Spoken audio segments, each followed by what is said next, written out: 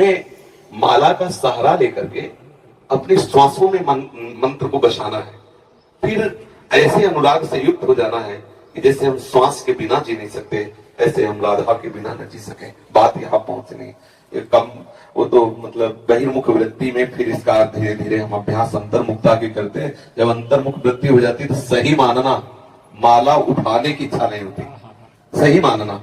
और जहां एक माला ऐसे करो तो विक्षेप सा लगता है, जिनका प्रवेश वो समझते होंगे।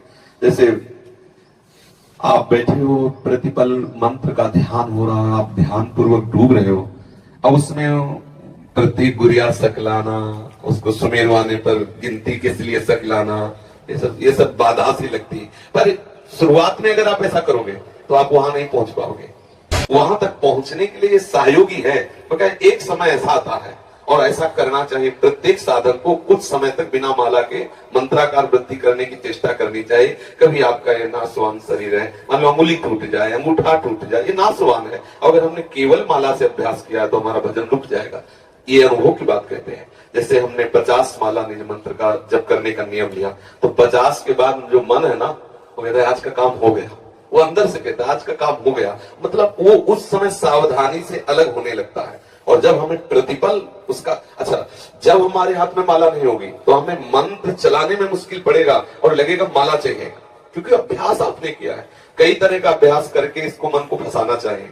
जैसे मानो माला ही है तो हमें गिनती की जरूरत थोड़ी, अरे माला चल तो रहा है, माला ही तो चल रहा है, बिल्कुल न गुरिया है न माला है, अरे इसको फंसाने तो है मन को, राधे श्याम राधे श्याम राधे श्याम। गणना में हमें किसी को बताना है क्या, राधे श्याम राधे श्याम। फिर धीरे धीरे इसको भी बंद कर दिया। आज्ञा चक्र में हम लिखते जाते हैं, बार बार नाम लिख रहे हैं, आंख खुला है तो बंद है तो बार बार नाम, एक एक मात्रा, एक एक अक्षर, उसमें हम डूब रहे हैं। अब देखो एकदम आपको एकदम रोमांच हो जाएगा, एकदम शीतलता है। जब मंत्र का तदाकार वृत्ति से 5 मिनट में तदाकार हो जाए तो 24 घंटे के लिए बैटरी चार्ज, आप समझ लीजिए।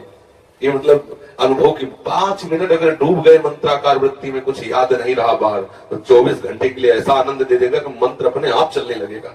अभी क्या होता है कि अंगुली में माला, जिह्वा पे नाम और वृत्ति बाहर, ये प्रारंभिक दशा में आवश्यक है। क्योंकि अगर हम प्रारंभिक दशा में केवल उसके ऊपर छोड़ देंगे तो विषयी मन वो कल्पना में फंसा देगा, नाम छूट जाएगा। प्रारंभिक दशा में बहुत सहयोगी माला है, माला भगवत स्वरूप है, पर एक स्थिति ऐसी आनी चाहिए कि हम बिना माला के भी भगवान नाम में, प्रियाजू के नाम में, प्रियाजू के रूप में हम डूबे। ये प्रेम रस की वृत्ति आने के लिए थोड़ा सहयोगी है, लेकिन पूरी वृत्ति माला में ही केवल ना लगा दे।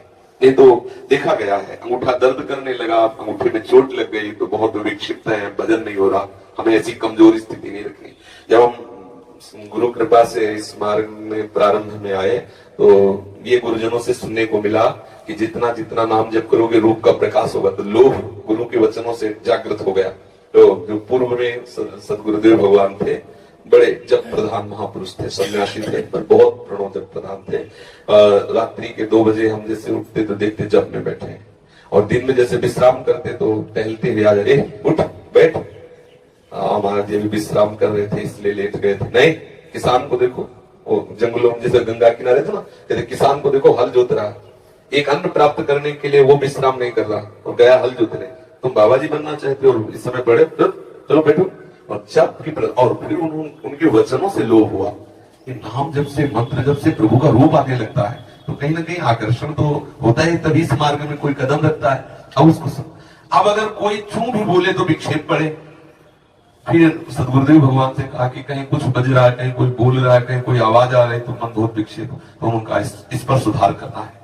हमें कहीं विक्षिप्त नहीं होना, कहीं उस संगीत आदि बज रहा तो एकदम विक्षेप होता। फिर हम साउंड पे खड़े होकर भजन शुरू किया। जैसे हम ब्रह्मांड में कहीं गाना चल रहा तो वहीं खड़े हो गए, बार बार वृत्ति, मंत्राकार वृत्ति टूटने न पाए।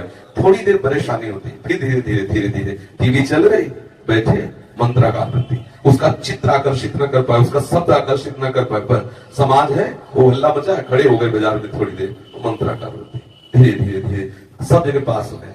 ये जैसे ट्रेनिंग दी जाती है ना, देखो जवान की, बिना युद्ध के वो सैकड़ों गोलियां बरसाता रहता, क्योंकि उसको अभ्यास चाहिए ना। तो हमको भी तो युद्ध करना है, न जाने कितनी प्रतिकूलता है कि कोई गाली बक रहा है, कोई समाज की भीड़ है, कोई मनोरंजन के गाने गा जा रहे हैं, कहीं कोई कुछ तो हम हर लुभावने और भयावने दोनों स्थिति में नाम को ऐसा दृढ़ कर ले, किसी भी स्थिति में नाम न।